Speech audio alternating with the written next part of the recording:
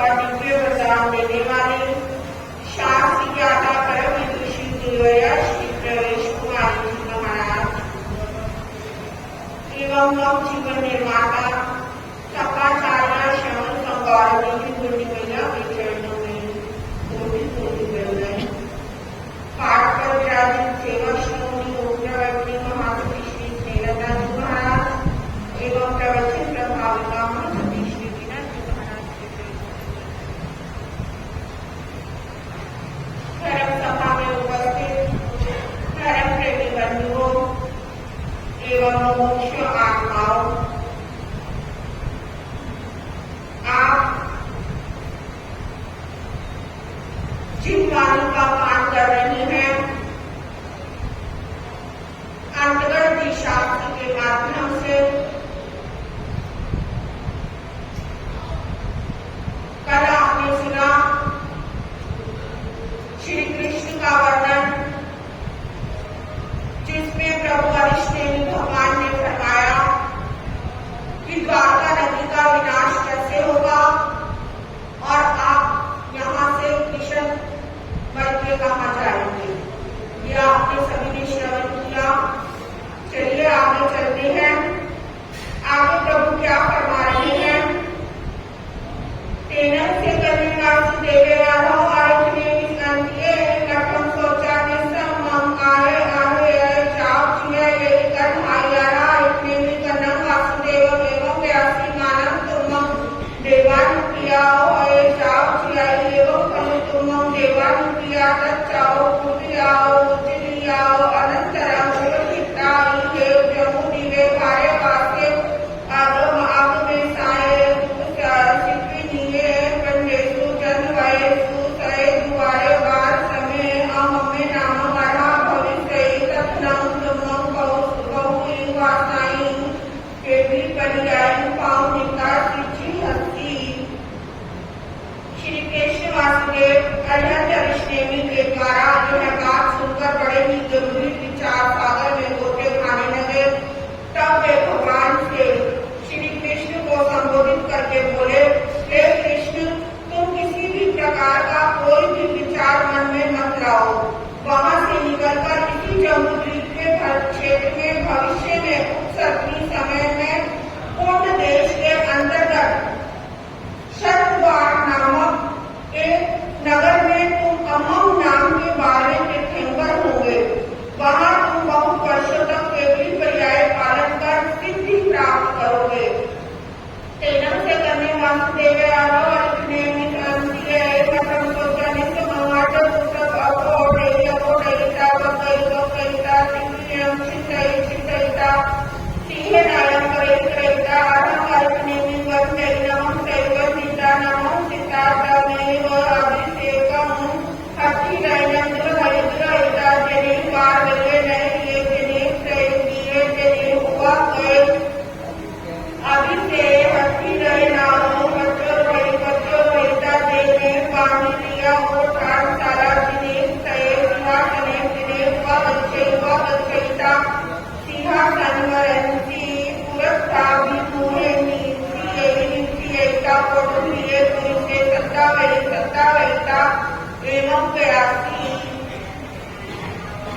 कृष्ण वासुदेव श्री अनंत अरिष्टेनी भगवान के मुख से इस अर्थ को सुनकर तथा हृदय गम करके बड़े ही प्रसन्न हुए और वहां फटकार कर एक मठ की भांति अपना पद न्याय करके खड़े हो गए।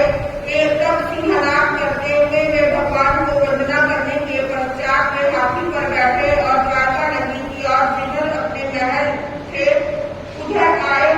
हाथी से उतरकर बाहर की सभा में जहाँ सिंहासन था वहां वे आए और उनकी तरफ मुंह कर सिंहासन पर जा बैठे।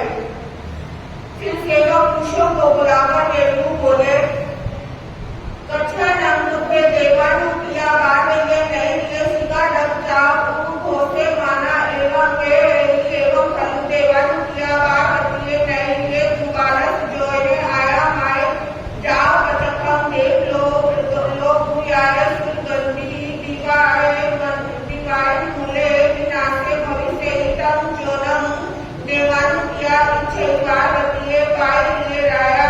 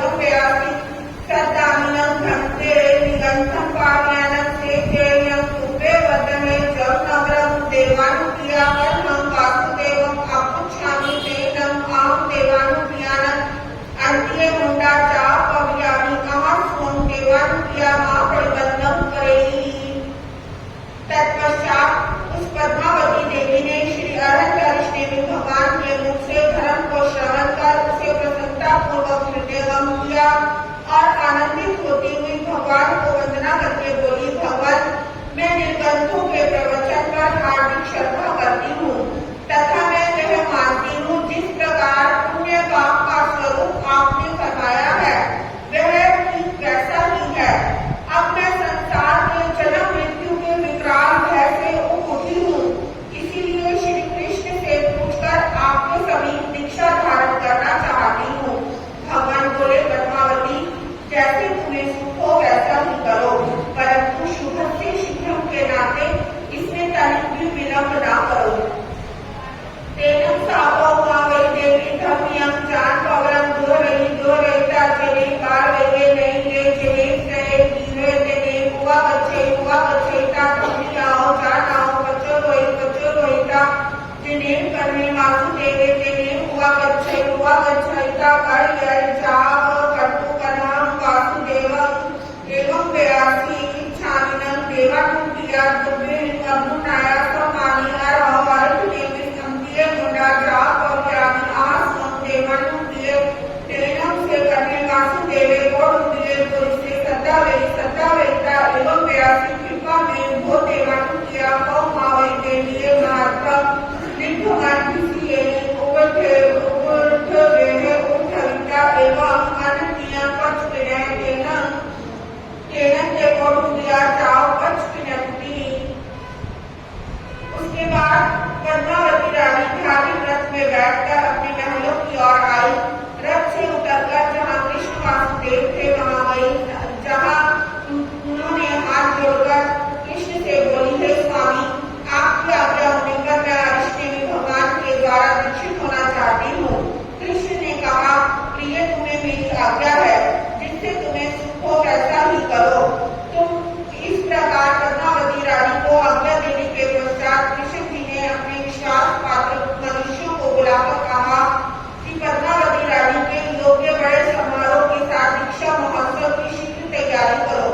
आज्ञा प्राप्त होते ही उन मनुष्यों ने कृष्ण की इच्छा अनुसार महोत्सव की तैयारी कर दी। तदनंतर उन्होंने श्री कृष्ण को वैसी ही सूचना भी दे दी। तेनम से करने वासुदेवे बहुमा वही देवी कटे दुरहिता सैनम सोवन कल सेनम चाप निखमना विसीरन अभिसिंचयिता सर्वा संकाल विभूषियम करिता पुरुष सरस्वानी दिव्यम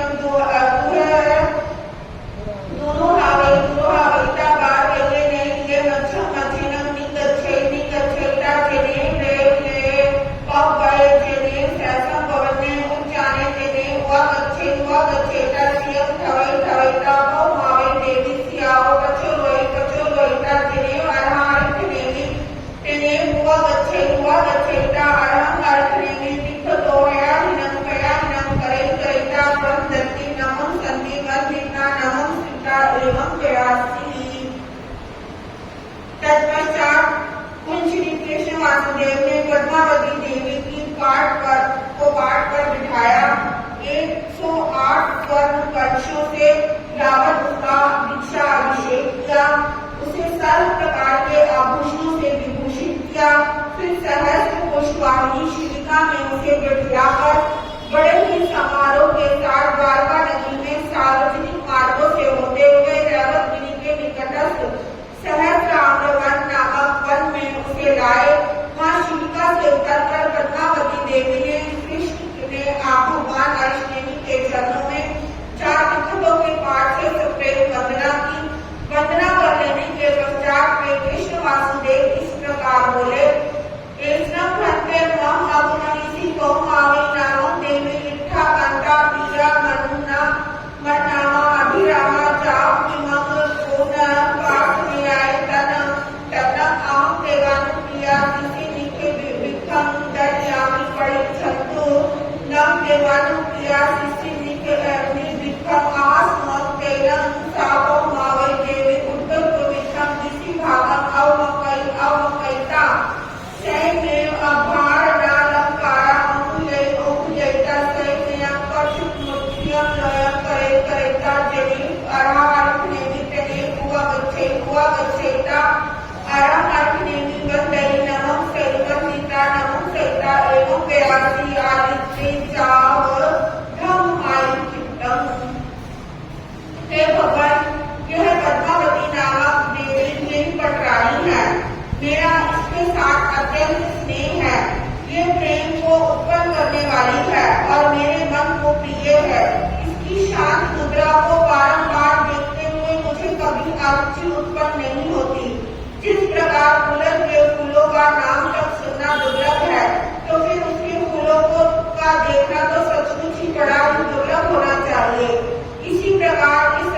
का नाम सुनना भी जब कठिन है तो फिर इसे देखने की तो सामर्थ्य ही किसकी है। परंतु आज यह संसार में जन्म मृत्यु के दुखों से उबरती है, इसीलिए दीक्षा ग्रहण करती है। हे भगवत, मैं इसीलिए आपको इसे आपकी शिष्या के रूप में भिक्षा के समान समर्पण करता हूँ, इसे आप स्वीकार करें। उत्तर में भगवान ने फरमाया, हे कृष्ण, जिससे तुम्हें सुख हो वैसा ही करो।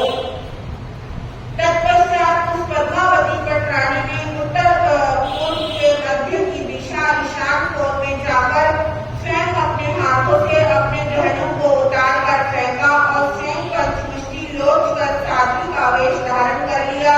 फिर भगवान के पास जाकर उन्हें वंदना की। तब वे यूं बोली, प्रभु, संसार दुखों का सागर है, चारों ओर मोह माया की आग यहाँ पर धधक रही है, अतः कृपा करके अब सात्विक जीवन का धर्म आप मुझे फरमाएं।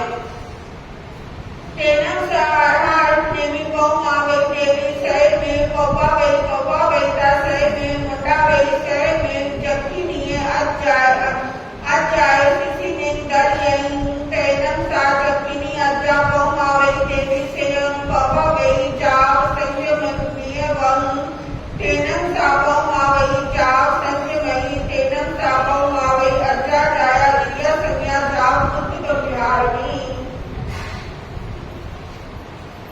यूं सुनकर अरिष्टेनी भगवान ने स्वयं पद्मावती रानी को प्रवचित कर दीक्षित किया और उसे यक्षिणी नामक एक साध्वी को शिष्या के रूप में प्रदान किया। इस यक्षिणी आर्या ने पद्मावती साध्वी का स्वयं अपने हाथों से केश विंचन किया, उसे संयम की क्रियाओं के से पूर्ण रूपेण परिचित किया। वह पद्मावती साध्वी भी तब अपनी गुरु की बताई हुई क्रिया के पालन करने में जुट गई। अब वह पद्मावती आर्या 5 रीति 3 मुक्ति से युक्त तथा 9 बार सहित ब्रह्मचारिणी हुई। तेनम सा कौमा वे अर्जा जबकि अचाय अंत्य समाई माई आई के कार सब आई जय गोरी चौथ छठा मत संग दुआर से मासत मास हमने विवे विवे सबो कपिल मक्का न भावे माने गिरे रही। तेनम सा कौमा वे अर्जा बहु बड़ी पुनाई दिसम पासाई समन परियानम पावनीता मासी आय समले हनाय अपा नंचु से जुसिता सत्य पत्नाई अंशनाई छे देता जस ठाए की रही नव भावे जाप तमठम आरा रही जय मुसा से ही सिद्धा। फिर तो उन पद्मावती आर्या ने अपनी गुरनी यक्षिणी आर्या जिसे समाज से लगाकर 11 अंग तक ज्ञानाभ्यास किया, साथ ही साथ उपवासों में बेला तेला चौला 15 महीने तक की विविध प्रकार की तपश्चर्याएं करती हुई वे अपनी आत्मा को कुंदन के समान उज्जवल करती रही। इसी प्रकार पूरे 20 वर्ष तक उन्होंने दीक्षा धर्म का पालन किया। अंत में जब उनका शरीर ऐसी उग्र तपस्या के कारण दुर्लभ हो गया तो अंतिम समय आ पहुंचा। तब उन दिनों पूरे 1 महीने का अनशन व्रत रख अपने सर्व कर्मों का एकांत क्षय उन्होंने कर डाला तथा अंतिम श्वास के पश्चात वे मोक्ष में पहुंची। बोलिए पद्मावती आर्या की मुख्य बोले अच्छे नस्तेनम कारणम तेनम समेनम पार्वती नैये रे गए उज्जाने नंदन बने दक्षिणम पार्वती नैये कन्हे वासुदेव राया होता तस्नम कन्हम वासुदेव गोरी देवी कन्हम हरा आरिफ देवी समोसरे कन्ने निकले गोरी जहाँ पहुँचा गई तहाँ निक गया धम महा परिसा पड़ी गया कन्ने भी पड़ी गए तेनम सा गोरी जहाँ पहुँचा गई तहाँ निखंता जाओ सीता एवं गंधारी लक्ष्मणा सीमा जाओ गई सत्यभामा रुक्मिणी अठ भी पहुँचा गई सरिसाओ अठ अर्चना। श्री सुधर्मा स्वामी ने जम्मू स्वामी से कहा, भगवत अंतर्गत सूत्र के 5वें वर्ग के दूसरे अध्याय में जिस विषय का वर्णन आपके श्रीमुख से मैंने वर्णन किया है श्रवण किया है उसे भली भांति मैंने श्रवण कर लिया है, परंतु तीसरे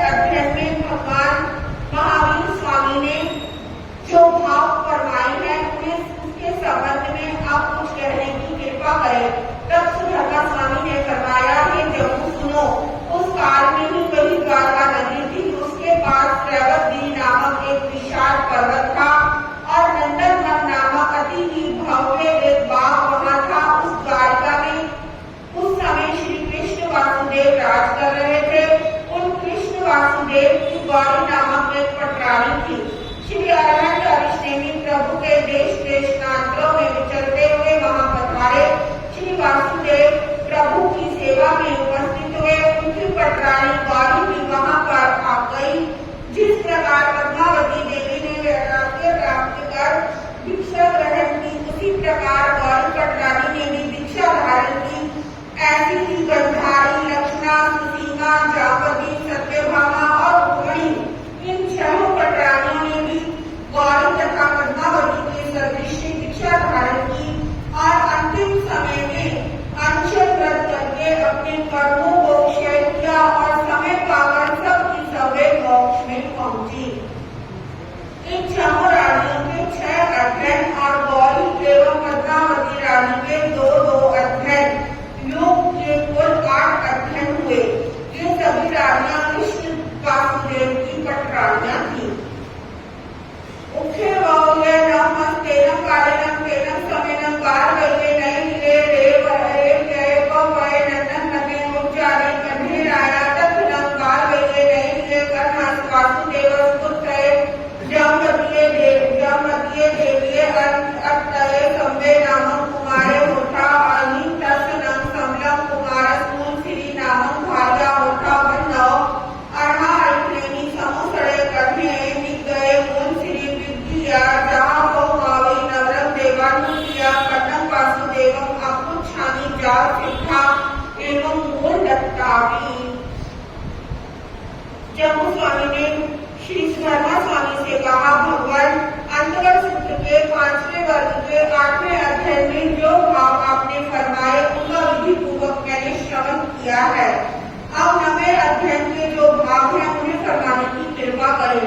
वे जम्मू उस काल में द्वारका नगरी, रावतगिरी और नंदनवन आदि से बड़ी ही सुशोभित थी। कृष्ण वासुदेव वहां के राजा थे। उनका पुत्र और जामवती का अंगद शाम कुमार नामक, इस शाम कुमार के मूल श्री नामक पत्नी थी। श्री अरहंत अरिष्टेनी भगवान विचरते हुए एक दिन वहां पधारे। भगवान के शुभागमन का संदेश पाते ही कृष्ण वासुदेव भगवान की सेवा में पहुंचे। मूल श्री भी वहां पर पहुंची। भगवान ने उन्हें वैराग्य का प्रवचन सुनाया। प्रवचन सुन मूल श्री का मन संसार से हट गया। उसके मन में वैराग्य का भाव जागृत हो गए। उसने श्री कृष्ण वासुदेव से आज्ञा संपादन कर पद्मावती पटरानी की भांति दीक्षा अंगीकार की। यथा समय अंत में वे मोक्ष धाम को पहुंची। इसी प्रकार शाम कुमार की द्वितीय पत्नी मूल दत्ता ने भी दीक्षा धारण की। अंत में निर्वाण पद को प्राप्त किया। 5वां वर्ग हमारा यहाँ पर समाप्त हो गया है और 6वां वर्ग प्रारंभ हो गया।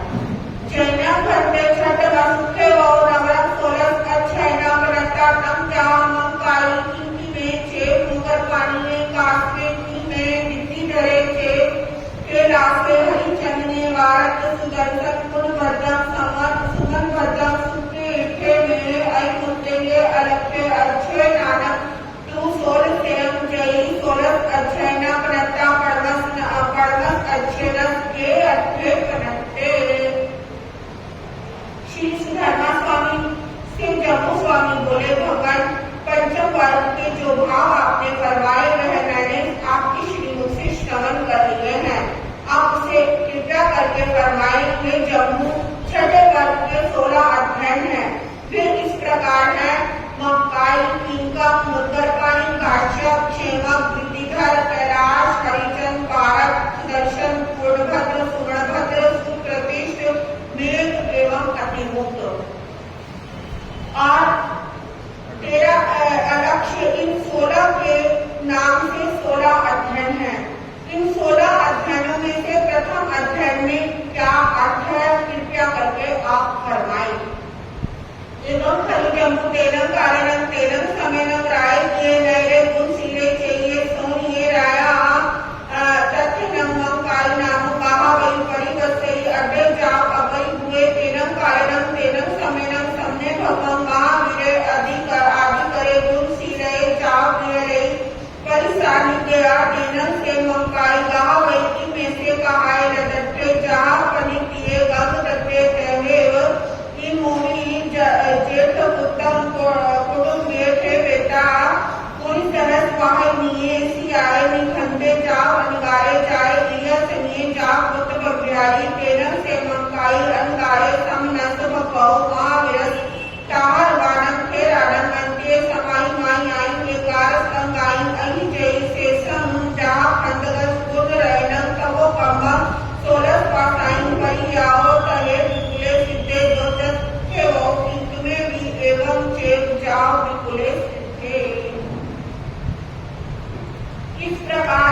हे जम्मू, भगवान महावीर स्वामी के समय में राजगृह नामक एक नगर था। उसके ईशान कोण की ओर गुणशील नामक एक अत्यंत सुंदर बाग था। उन दिनों उस नगरी में श्रेणिक बिंबिसार नामक राजा वहां शासन करता था। वहां मंकाई नामक काठापति रहता था। वह बड़ा ही संपत्तिशाली तथा निडर था। उसी समय में धर्म के प्रचारक श्रमण भगवान महावीर विचरते हुए राजगृह के गुणशील नामक बाग में एक दिन वे पधारे। प्रभु के पदार्पण का शुभ संदेश पाते ही उनके दर्शनार्थ जनता उमड़ पड़ी। मंकाई काठापति को यह खबर हुई। जिस प्रकार भगवती जी सूत्र में गंगदस्तिका का उल्लेख है, उसी प्रकार वे प्रभु के चरण वंदन की चाह में अपने घर से निकले। प्रभु का प्रवचन श्रवण कर उनके हृदय में वैराग्य बरसाती नदी की भांति उमड़ आया। बड़े पुत्र को गृह कार्य का समस्त भार सौंपकर बड़े समारोह के साथ उन्होंने दीक्षा ग्रहण की। 5 समिति तथा 3 कुटी सहित 9 गाड़ियुक्त ब्रह्मचारी हुए। तत्पश्चात मंकाई मुनि ने भगवान महावीर के अनुयायी विभिन्न मुनियों से सामायिक से लेकर 11 अंगों तक का पूरा ज्ञानाध्ययन किया। इनका अवशेष वर्णन खंडक मुनि की भांति ही समझना चाहिए। अर्थात इन्होंने भी गुण रतन आदि तपश्चर्याएं की। 16 वर्ष चारित्र पालन कर अंतिम समय में अनशन व्रत लेकर वे विष्णुगिरी में मोक्ष में पहुंचे। इसी प्रकार राजगृह नगरी के निवासी किंकम नामक काठापति ने भी दीक्षा अंगीकार कर मोक्ष प्राप्त किया। एवं खलु जम्मू तेनं कारणं तेनं समेनं राय जिन्हें नये गुणशीले चेतिये सेनिये राया चेतना देवी प्रत्येनं राय किए नये अर्जुन नये नामों मारा वारे परिवस्ते अदेव जाप परिभुवे तस्कनं अर्जुन नये समाला यारस बंधु नये नामं भार्या होता सुकुमाला तस्कनं अर्जुन नये समाला यारस राय गीहस नये रस गई यारे महम गहे लेगे उपरामी होता करने जाव निपुरम हुए दस दत्तवन्नम कुसुमिये पासिये तस्नम उपरामस उदू सामंते दक्षिणम उज्जुनय स्मालाकारस अजय पज्जय गए अनेक कुल संग परंपरा गए मुगल पानी से जखा यने होता आपको रानी दिव्य संचे जाए तुम मध्य तटनम मुगल पानी परिमा एगनु महं पर सर समीपनम अयोमयम मुगरम का आयोजित है। श्री धर्म स्वामी से जम्मू स्वामी बोले, भगवान छठे वर्ग के वित्तीय अध्ययन का वर्णन जो आपने करवाया उसे मैंने ध्यान पूर्वक श्रवण किया है। अब कृपया करके फरमाए तृतीय अध्ययन का क्या तात्पर्य है। जब सुनो, भगवान महावीर स्वामी के समय में राजगृह नामक एक सुंदर नगरी थी। गुणशील नामक उद्यान से सुशोभित थी। उस समय उस नगरी में श्रेणिक राजा राज्य करता था, जिसके चेतना नामक एक परम प्रिय पत्नी थी। उसी राजगृह नगरी में अर्जुन नामक एक माली निवास करता था। वह माली बड़ा ही सुंदर और सुडौल तथा संपत्तिशाली और निर्भय था। इसके बंधुमती नामक एक महान सुंदर और सुकुमार धर्म पत्नी थी। राजगृह नगरी के बाहर इस अर्जुन माली का एक सुंदर इसकी पुष्प वाटिका थी, जिसमें 5 वर्ण के पुष्प विकसित हो रहे थे। इस सुंदर और मनोहर पुष्प वाटिका की अद्वितीय छटा दर्शकों के चित्त को हरण करने वाली थी। फूलों के इस उपवन के अति निकट में ही अर्जुन के बड़े बूढ़े पितामह आदि की वंश परंपरा से चला आने वाला पूर्ण भद्र की भांति प्राचीन प्रधान एवं सत्य एक यक्ष का यक्षायतन था। उसने मुद्दर पानी नामक एक यक्ष की प्रतिमा अपने हाथों में 1000 बल का भारी एक लोहमय मुद्गर ग्रह